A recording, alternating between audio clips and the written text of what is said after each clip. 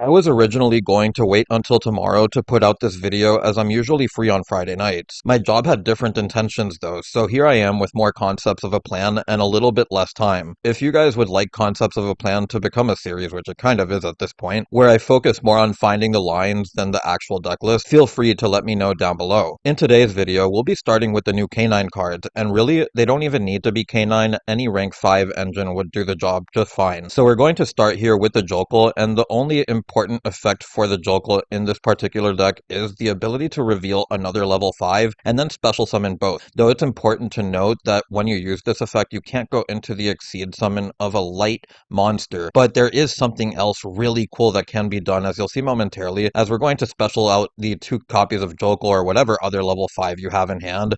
And now we're going to go into our River Stormer. The River Stormer has 2 main targets in this deck, and I'll talk about them later on in the deck profile, but the most important one is going to be the Scrap Recycler. And now, if you know what 2 bodies do and you know what Scrap Recycler does, we now have access to 2 engines that could be prominent in the next format. So we're just going to send the Harp Horror into the graveyard, go into the Closed, go into the Requiem, do our Fiendsmith plays, as this will allow our Orcust cards to go pretty much uninterrupted. And the idea of this deck kind of came when I saw the Orcust deck as a whole, and I figured that the entire thing could kind of be used as an engine if you think about it, because you just have a bunch of monsters that can go into a Link 1, and that Link 1 can also be an extender, Harp Horror summoning from deck, and even though it locks you into machines, you're just able to do other plays before you even commit to the Harp Horror, and I just thought that was really cool. So we're going to go into our Necro Quip here, use the effect of the Engraver as we'll special summon it back, and then we can go into our Caesar. From here we'll use the effect of the Harp Horror to bring out the Girsu, use the effect of the Girsu in order to send away our Skeleton, and this is pretty much the entire Orcust package that you'll see in this deck profile as we go into the Galatea Eye, and this is the only card I'm going to read for this video. Again, I'm short on time, but I still want to make clear what this does, especially since we're getting it soon. It takes 1 Orcust or 1 World Legacy monster, and you can only link summon Galatea Eye, the Orcust automatons, once per turn. Cannot be used as material for Exceed summon, and this was either Zoo PTSD or just remembering Jingirsu, but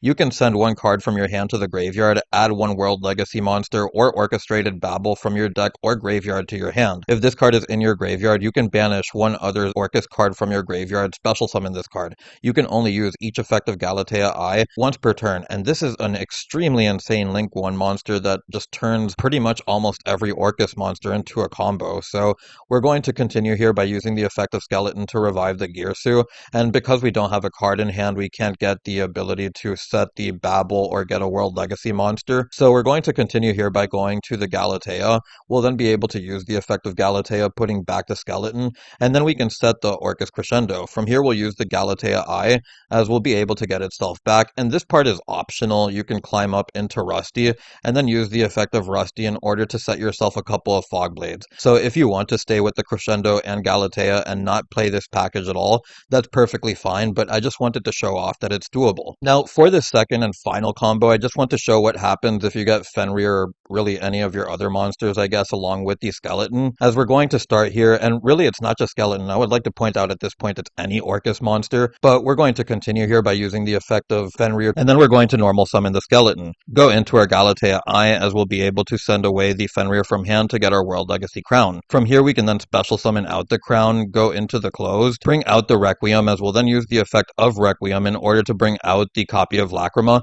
and then Lacrima can get the send of the Engraver to the graveyard. Use the effect of Requiem, as we'll then be able to go into our Necro Quip, use the effect of the Engraver. From here we'll then be able to go into our Caesar, and before we continue, we can now have the way to play around Nibiru, while also having the ability to get a second monster on board by using the effect of the Skeleton to bring back the Galatea Eye. In case you have another Orcust monster in the graveyard, you can get that Galatea Eye revival later on, but we're now going to link climb into the Galatea, use the effect in order to set ourselves the Crescendo, and now just off your technically worst Orcust monster alongside a copy of just Fenrir, you're able to get an Omni Negate plus the Caesar. So now that we've gotten the combos out of the way, I want to get onto the deck profile and talk about some of the options, where you'll see I don't have the Orchestrated Return, and this is something that you could probably play. I just wanted to keep the deck at 40 for the video, and I also wanted to talk about the potential bricks that you're already playing. You'll also see a really funny card here, the Joker's Knight, which is basically just Mathmech Circular for level level 5s and this is our Garnet for it, there's probably something else that you can play which would be better, but I didn't know exactly what I wanted that would work for this deck. As at the end of the day, you really only need access to a level 5,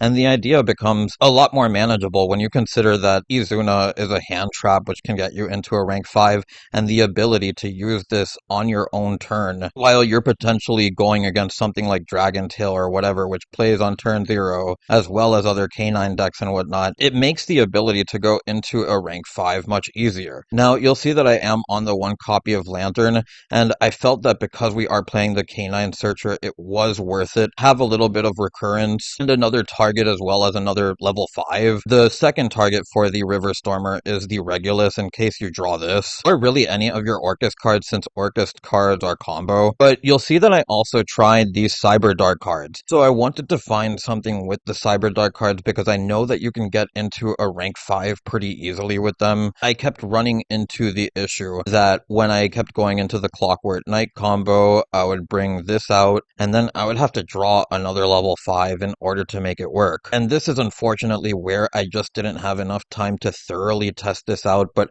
I had the concept there, which is why this video is coming out today. But with all of that out of the way, there is really nothing else I have to say. As you see, it's really just Drill Beam into Fiendsmith combo. Once you get your Scrap Recycler, then you're just able to go into your Orcust combo after, as long as you're not hand trapped, of course.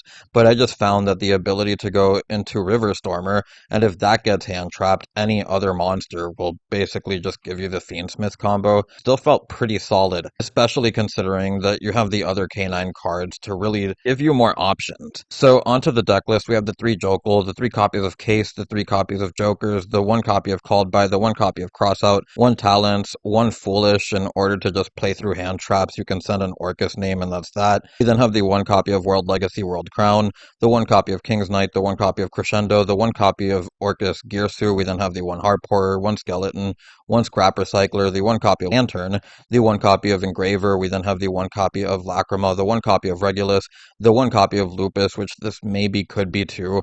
I don't know yet. But then we have the 3 copies of Izuna, the 3 copies of Fenrir, the 6 Charmies, and then we have the 3 copies of Droplet, with the extra deck being the 1 copy of Closed, the 1 copy of Sequentia. We then have the 1 Mask, the 1 SP, the 1 Galatea, the 1 Galatea I, the Requiem, Dingirsu, Caesar. We then have the 2 copies of Ripper, the 2 copies of River Stormer, and again, I really don't know if I want to play other level 5s aside from these 2 yet.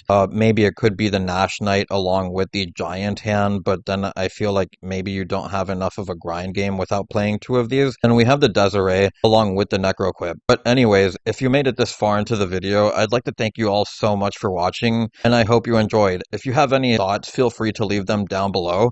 It's Bones, signing out.